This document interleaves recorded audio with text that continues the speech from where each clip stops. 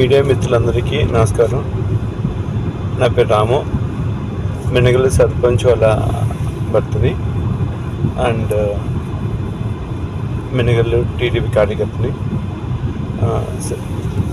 ఒక వారం రోజుల నుంచి మా ఊర్లో అక్రమంగా ఎటువంటి పర్మిషన్స్ లేకుండా బెల్ట్ షాపులు చిరటిపాలెం సంబంధించిన ఒక నాయకుడు కనుసందుల్లో ఓపెన్ చేసి మా ఊర్లో నడిపిస్తున్నాడు. ఓకేనా, దానికి తగ్గట్టుగా ఆధారాలు కూడా ఉన్నాయి నా దగ్గర. ఓకేనా, దయచేసి చెప్తున్నాను సార్, ఏదన్నా ఉంటే మీ ఊర్లో మీరు చేసుకున్న దందాలు, ఓకేనా, మా ఊర్లో మా గ్రామస్తుల యొక్క ఆరోగ్యాలతో చెలగాటం ఆడబాకండి. ఓకేనా, ఏదన్నా మీరు తెచ్చుకున్న అక్రమ మద్యం కానీ మీ బార్కి సంబంధించిన తెచ్చుకున్నా కానీ అంటే మీరు అమ్ముకోండి, మా ఊర్లో అమ్మి, ఓకేనా, మా గ్రామస్తుల ఆరోగ్యాలతో చెలగాటం ఆడి రేపు మాకు చెడ్డ పేరు తీసుకురాబోకండి, దయచేసి దండం పెడుతున్నాను. ఓకేనా, ఇంక మీదట కానీ ఇలా రిపీట్ అయినట్లయితే మటుకు నేను డైరెక్ట్గా ఎమ్మెల్యే గారికి కంప్లైంట్ ఇస్తాను.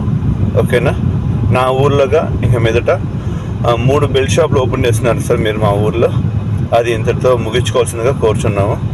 ఒకవేళ మీరు ఈడేంది పిల్లోడు అనుకొని మీరు కానీ మూవ్ అయితే మీరు దానికి తగ్గట్టుగానే యాక్షన్స్ తీసుకోవాల్సిన జరుగుతుంది.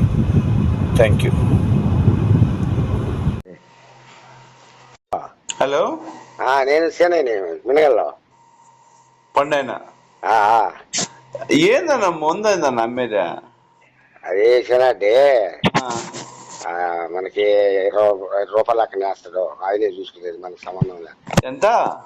ఆయన మనకి 20 రూపాయలు అక్కడ వేస్తాడు, మనకి 20 రూపాయలు ఉంటది.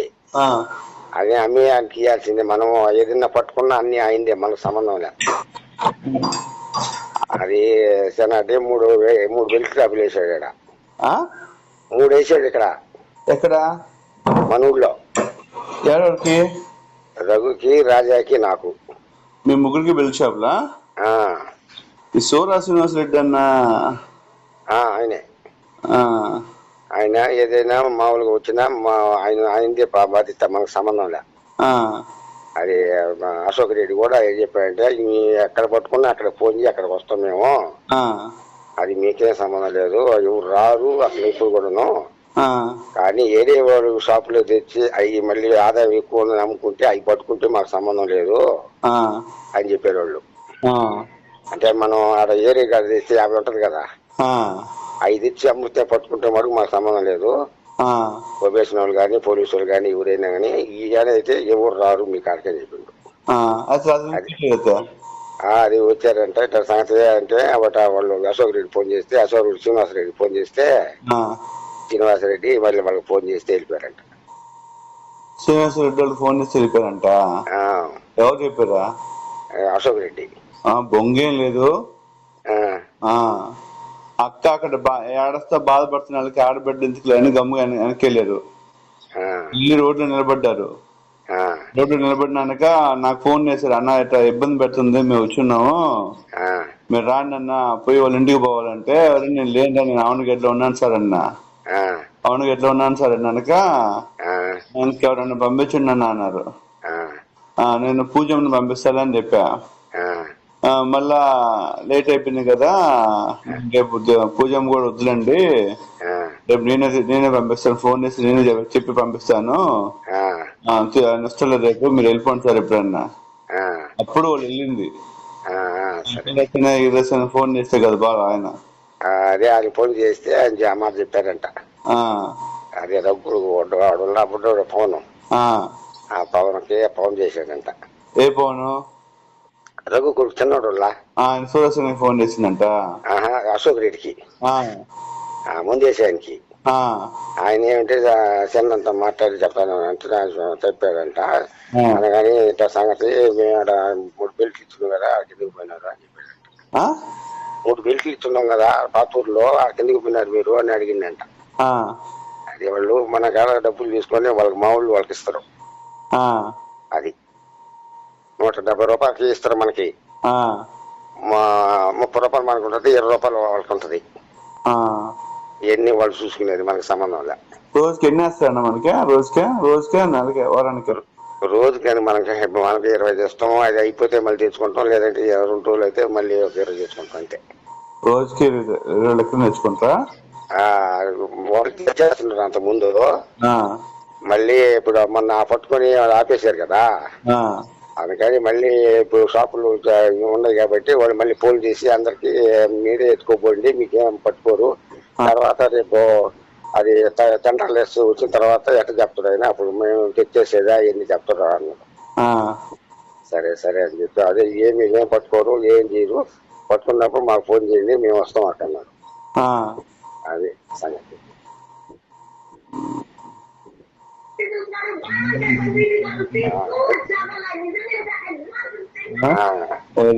అది సంగతి. అది మనకి 50లో అంత ఏముండదు. అది మనం అనుకుంటే 30 రూపాయలు ఉంటది, అది వాళ్ళు తీసుకుంటాం. మనం బయట దాన్ని తెచ్చుకుంటే 50 ఉంటది, అది మళ్ళీ పట్టుకుంటే రేటు అనేది మనం తేం. అది వాళ్ళు వేసినవి ముందే.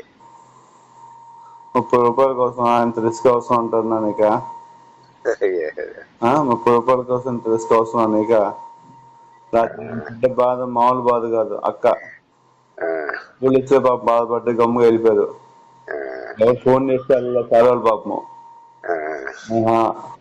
ఎవరు ఫోన్ చేస్తే వెళ్ళా, వాళ్ళకి ఎవరు ఫోన్ చేయలే. ఆమె పడే బాధను చూసి ఆమె ఎవరు వెళ్ళారు. కానీ అది నేను చెప్పాను, నేను రేపు నేను తీసుకొస్తా పోనా అని చెప్పినానుగా వెళ్ళారు. కానీ వాళ్ళు క్లియర్ ఇన్ఫర్మేషన్ ఉంది దాంట్లో సరుకుందని. నమ్మబాకండి అన్న, జాగ్రత్త అన్న. డబ్బులు సంపాదించుకోవడానికి ఉంటాయి కానీ క్లియర్ వాళ్ళు. అది ప్రశాంతమ్మ క్లియర్ గా చెప్పుంది, ఎక్కడన్నా కొంచెం అన్నా అవినీతి కానీ జరిగిందంటే మటుకు తాట చేస్తా అని చెప్పింది మేడం. ఇటువంటిప్పుడు వీళ్ళు ఎందుకు చేస్తుంది ఇవన్నీ మీకు? ఆమె ఎవరికి ఫోన్లు చేసి కానీ చెప్పడం కానీ ఎవరికి ఇది ఆమె. మీరు కొంచెం ఆలోచించుకోండి, జాగ్రత్త. ఓకేనా? అది మటుకు క్లియర్ గా చెప్తున్నాను నేను మటుకు. చేయబాకండి అన్న, చేయబాకండి. ఎందుకంటే మీరు చేసిన అనుకో రాత్రి ఆమె పడ్డ బాధ ఒకసారి ఆమెను కాదు పక్కింటి వాళ్ళని అడగండి. కుటుంబాలు రోడ్డు మీద పడాలన్నా.